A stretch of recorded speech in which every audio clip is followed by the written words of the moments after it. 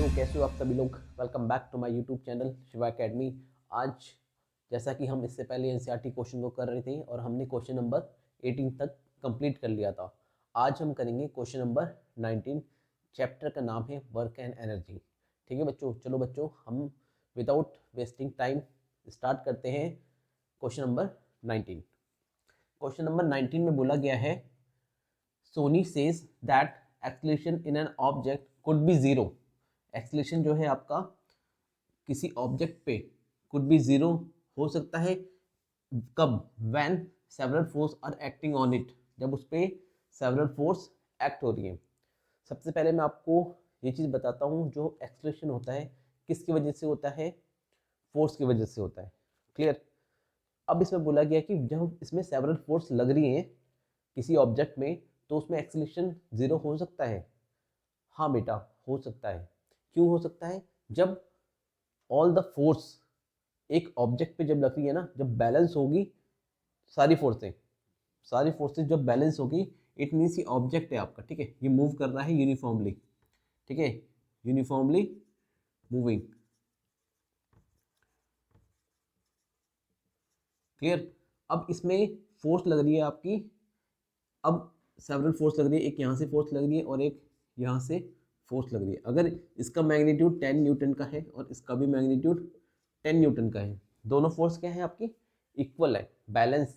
इसको बोला जाता है बैलेंस फोर्स। इस आपका जब आप राइट साइड में जा रहे हो, ठीक है, जब आप राइट साइड में जा रहे हो तो फोर्स लग रही है 10 न्यूटन और अपोजिट साइड में भी 10 न्यूटन लग रही है। इट मीन जो नेट फोर्स है वो क्या है आपकी? जीरो है।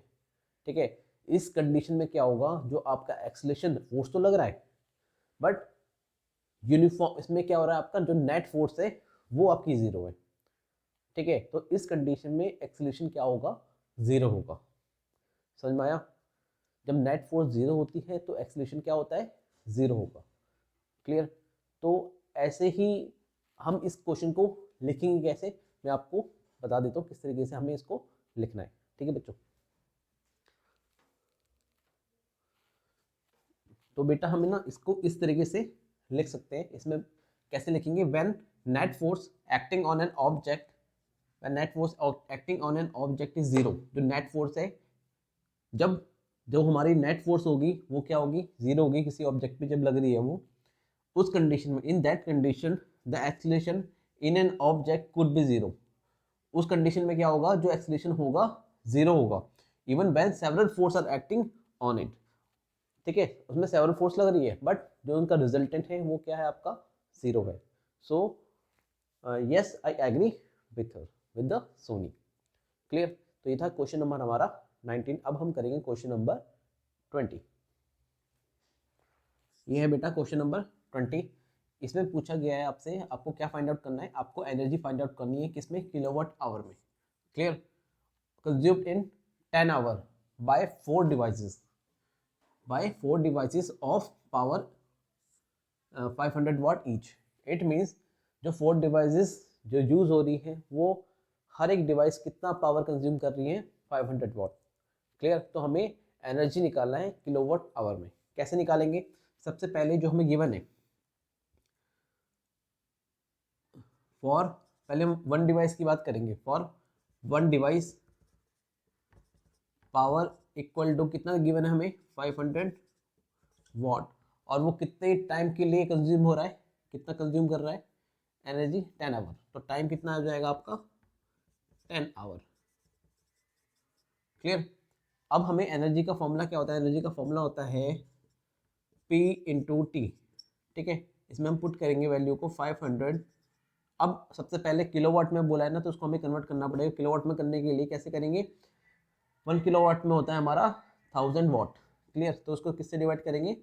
1000 से। तो 500 डिवाइडेड बाई 1000 कितना आएगा हमारा? ये आएगा 0.5 किलोवाट। क्लियर, समझ में आया? अब इसको हम इसमें वैल्यू पुट करेंगे 0.5 इंटू टाइम कितना है आपका? टाइम दिया 10। क्लियर। तो उसमें हम वैल्यू कैसे निकाल सकते हैं? 5 किलोवाट। क्लियर, नहीं सॉरी 5 किलोवाट आवर। ठीक है ना, 5 किलोवाट आवर। ठीक, ये जो एनर्जी कंज्यूम हुई है वो फर्स्ट एक डिवाइस के लिए, ठीक है। अब निकालेंगे for energy consume for energy consumed for 4 device. तो मल्टीप्लाई कर देंगे एनर्जी इक्वल टू 4 इंटू 5, कितना आएगा 20 kilo watt hour kWh। Clear, तो ये हमारा आंसर हो जाएगा। ठीक है, समझ में आ गया, ठीक है ना। तो ये हमारा आंसर हो जाएगा। इजी है क्वेश्चन, ज़्यादा टफ नहीं है, ठीक है। बट आपको फॉर्मूला याद होना चाहिए। एनर्जी का क्या फॉर्मूला होता है? एनर्जी का फॉर्मूला होता है energy equal to power into time, ठीक है। आप इसी तरीके से और भी क्वेश्चन कर सकते हो, ठीक है। जब आपके पेपर में आएंगे ना, तो आप यही फॉर्मूले आपसे, अगर इसमें एनर्जी पूछा गया है, अगर आपसे पूछा जाए टाइम, तो आप टाइम में निकाल सकते हो। उस कंडीशन में आपको एनर्जी और पावर गिवन होगा, ठीक है। पावर में निकाल सकते हो एनर्जी, और टाइम आपको गिवन होगा उस कंडीशन में, ठीक है ना। तो इसका यूज़ करके आप, बहुत इंपॉर्टेंट फॉर्मूला है, ठीक है, इसको आप जरूर करना, याद करना, और इसको प्रॉब्लम भी सॉल्व करनी है, ठीक है। अब हम करेंगे question number 21।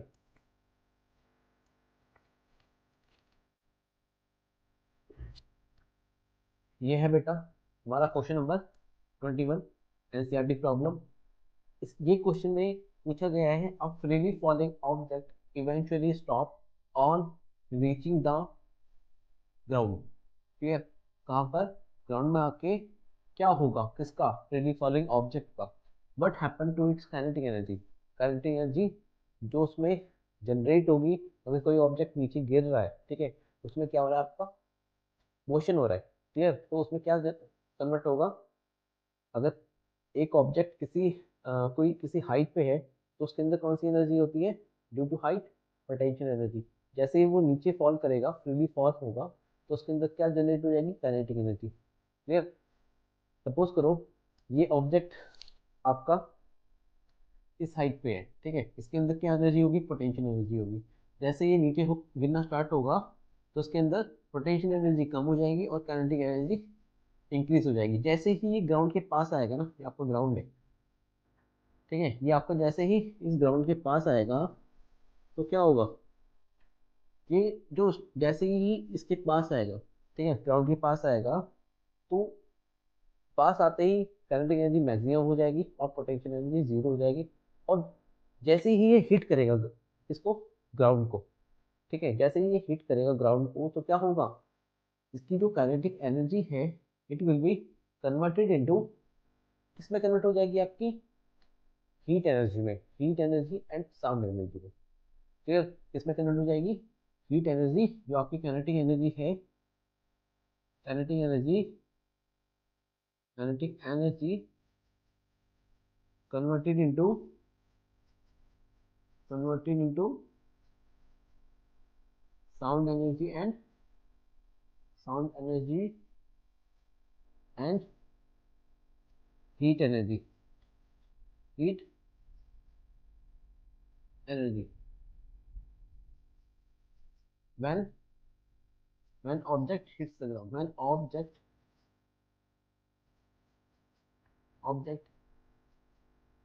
hit the ground, ठीक है बच्चों। जैसे ही ऑब्जेक्ट हिट करेगा ग्राउंड को, तो उसकी एनर्जी, काइनेटिक एनर्जी किसमें कन्वर्ट हो जाएगी? साउंड एनर्जी और हीट एनर्जी में।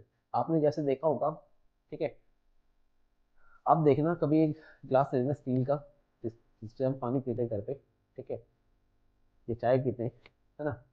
तो जैसे ही हम उसको पकड़ेंगे, जैसे हमने उसको क्या करा, पकड़ा, और हमने उसको ड्रॉप किया सम हाइट से, तो आप देखोगे उस टाइम जब आपने उसको पकड़ा है, आपने हाइट अटेंड करी है उस टाइम, तो उसकी एनर्जी क्या, उसमें कौन सी एनर्जी होगी? पोटेंशियल एनर्जी होगी। जैसे ही आप उसको ड्रॉप करोगे, तो पोटेंशियल एनर्जी कन्वर्ट होना स्टार्ट हो जाएगी काइनेटिक एनर्जी में। अब वो जो काइनेटिक एनर्जी है, हिट होने के बाद आपको सुनाई देती है आवाज़, तो काइनेटिक एनर्जी किस में कन्वर्ट हो गई है?